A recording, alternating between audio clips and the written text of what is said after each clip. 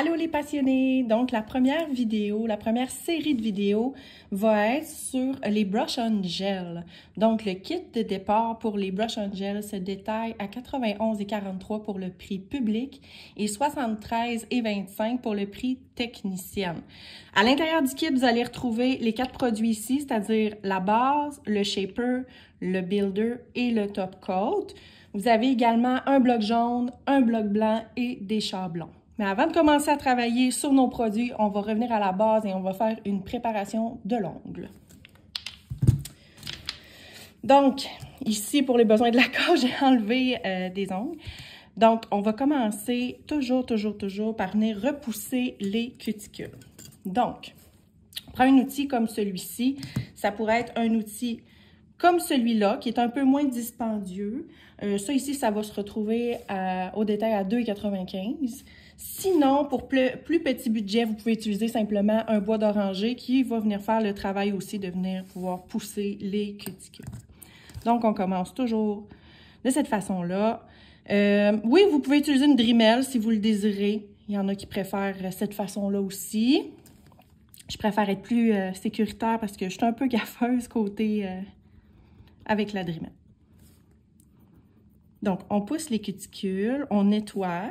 Donc là, cette étape-ci, vous pourriez venir couper les cuticules au besoin. Comme ici, j'en ai un qui me dérange un peu. Je vais venir le couper tout simplement.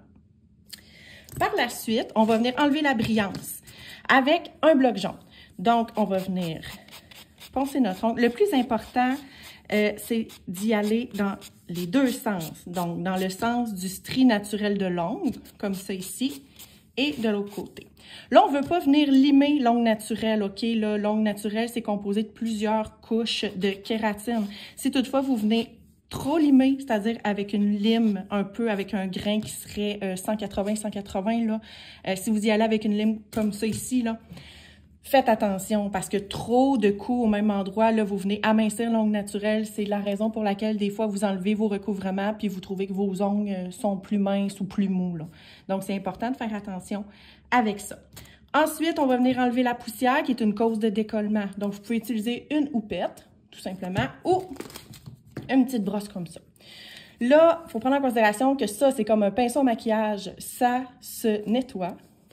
Également, ça aussi, la différence, c'est que ça peut aller dans le bac de CS20. Donc, on enlève la poussière. Et là, par la suite, on va appliquer du thymol. OK? Ça ici. Le thymol, qui est un antiseptique au thymol, les propriétés de ça, c'est antifongique, antiseptique, antibactérienne. C'est pas huileux. La seule chose, c'est qu'après avoir l'appliqué, il faut venir l'essuyer. Donc, on met une petite goutte, puis on vient masser. Comme ça. On laisse pénétrer. C'est à base de thym. Ça sent bon. J'aime bien.